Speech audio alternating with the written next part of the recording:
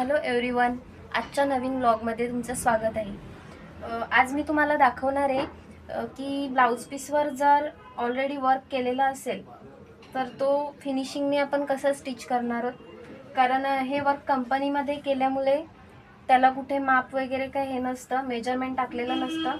आणि हा जो पॅटर्न आहे, ही साडी खूप रेग्युलर आहे। रेग्युलर म्हणजे आता नवीन पॅटर्न आलेला आहे मार्केटमध्ये, खूप छान साडी आहे। आणि ह्याच्या माझ्याकडे 4 ते 5 ह्या पॅटर्नच्या साड्या आहेत शिवायला।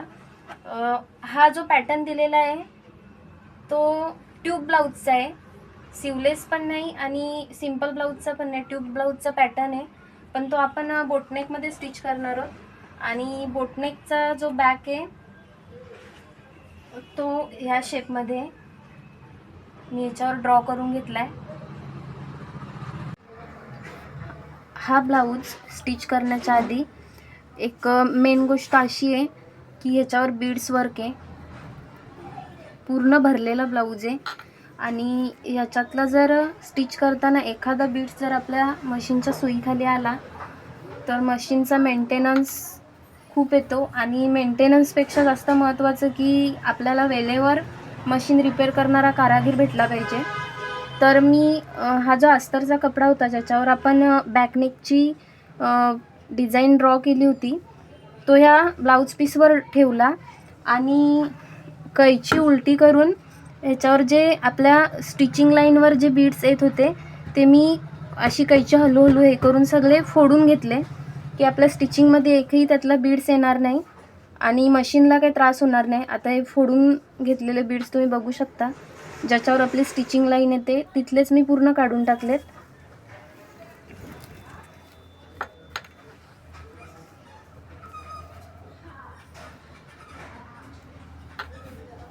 एवढं केल्यानंतर आता आपण खरी स्टिचिंगला सुरुवात करणार आहोत।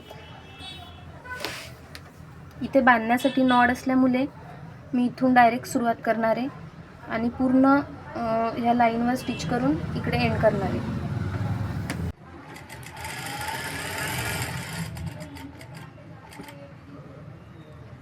स्टिच करत असताना सुईचं टोक नेहमी आतमध्ये ठेवा की आपला शेप गळ्याचा ज्यामुळे बिघडणार नाही।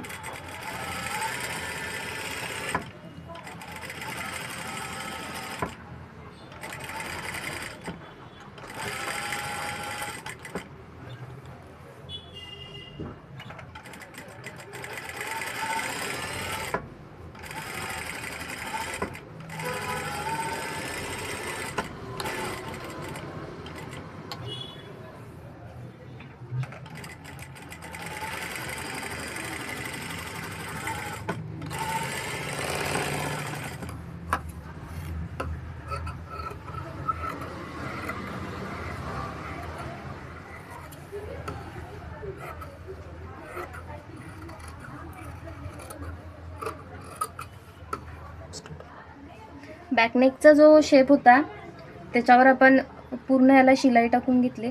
आता मेन गोष्ट म्हणजे हा ब्लाऊज जेव्हा आपण पूर्ण स्टिच करू तेव्हा इथे कुठेतरी टक्स येतील आणि मग हे जे वर्क आहे ते खूप खराब दिसेल, प्रॉपर दिसणार नाही। म्हणून त्याच्यासाठी अजून एक ट्रिक आहे, आपण पूर्ण अस्तर जॉईंट करून मग टक्स मारतो। तर ह्या ब्लाऊजला, वर्कवाल्या ब्लाऊजला आपण फक्त अस्तरला टक्स मारायचे, जे बाहेरून दिसणार नाही, फिटिंगला पण परफेक्ट बसेल। आपली जी टक्सची मार्जिन आहे, जेवढा आपण मार्जिन ठेवलंय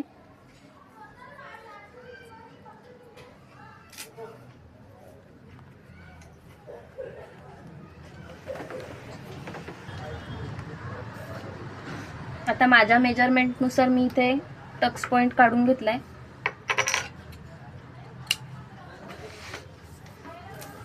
आणि ब्लाऊजची नेक पलटी करण्याच्या अगोदर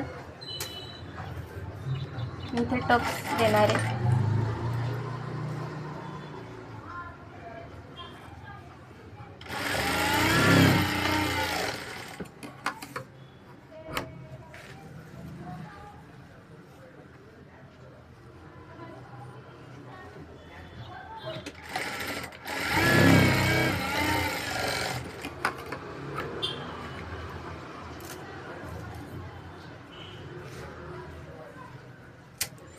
आता हे होतं टक्स. ह्याला जशी आपण नेकला शिलाई टाकून घेतली होती तशीच मी खाली पण एक शिलाई टाकून घेतली. आता हा आपण पलटी करून घेऊ.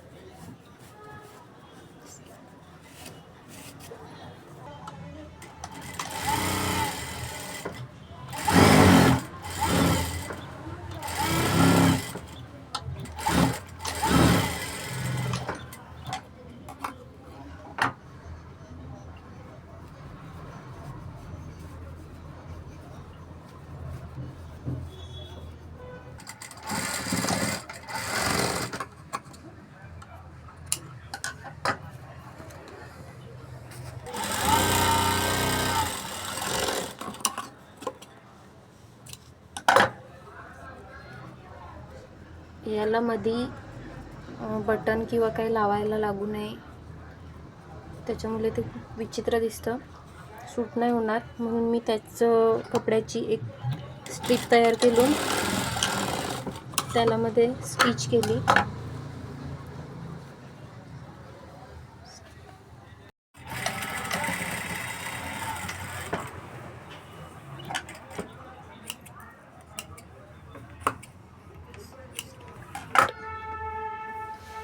आता स्टिच केलेला बॅक पार्ट बघा ब्लाऊजचा. टक्सची शिलाई वरती दिसत नाही आणि ह्याच्यावर जे वर्क होतं कुठेच त्याचं हे नाही झालेलं. जेवढे स्टोन आपण शिलाईसाठी फोडले होते तेवढेच फक्त याच्यातून निघून गेलेत. आणि मागे एक छान लुक येण्यासाठी मी एक बाऊ पण लावला.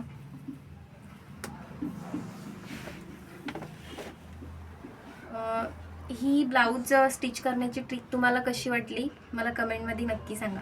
थँक्यू.